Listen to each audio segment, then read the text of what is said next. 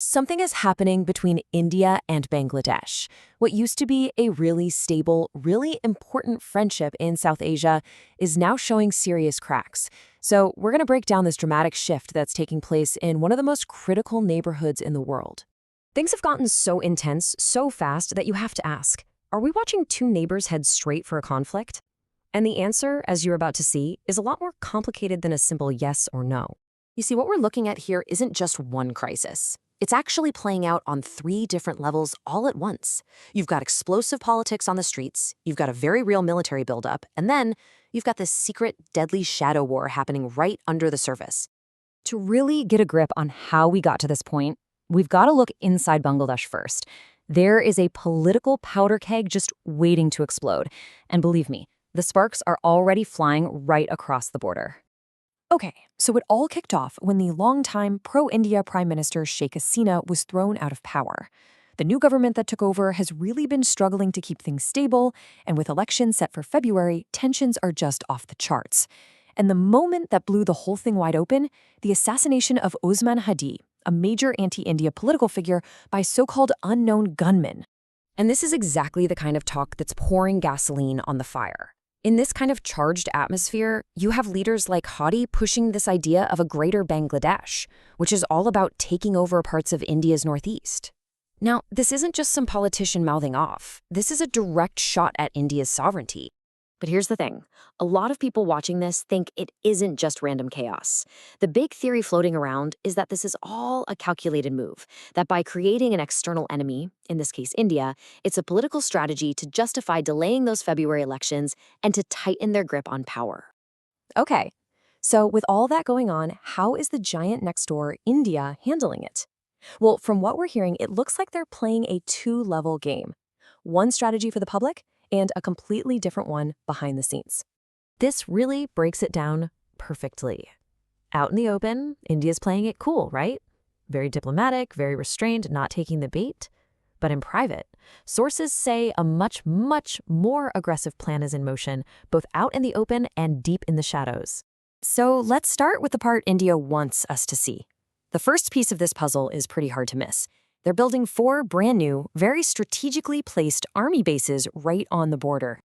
Now, these bases in Bihar, West Bengal, Assam, with another one coming in Mizoram, they're not just for defense. Their job is to lock down the super strategic Siliguri Corridor, that tiny sliver of land they call the chicken's neck.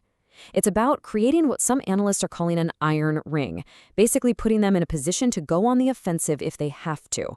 But these new bases, they are just the tip of the iceberg. Because what's happening underneath the surface? Well, that's where things get really intense. We're talking about a secret, covert war. And this takes us right back to the guys who killed Usman Hadi. Ever since all this political chaos started, these unknown gunmen have been popping up more and more. So the million-dollar question is, who are these guys? And check this out. The numbers that sources are whispering about are just, wow.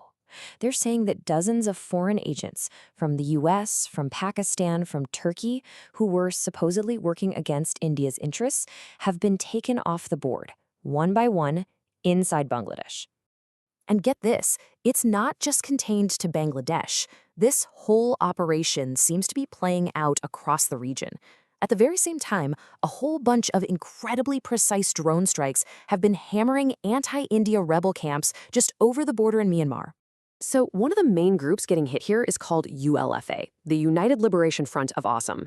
These guys have been fighting for decades to break off a piece of India's northeast, and they've always used these secret bases in Myanmar to operate from. So when you step back and look at the big picture, you start to see a very clear, very precise pattern. First, some incredibly good intelligence comes in. And then, almost at the same time, threats get neutralized, whether it's by a drone in the jungles of Myanmar or by these mystery gunmen on the streets of Dhaka.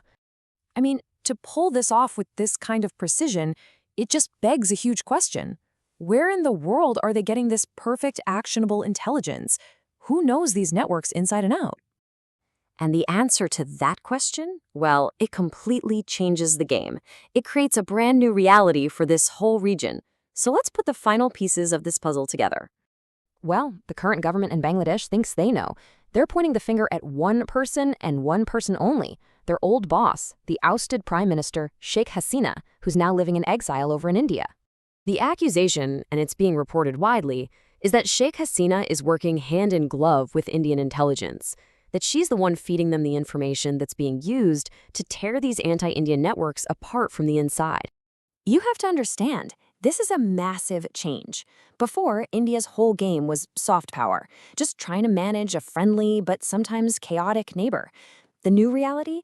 It's all about this proactive military ring fencing and this shadow war to take out threats before they can even get started.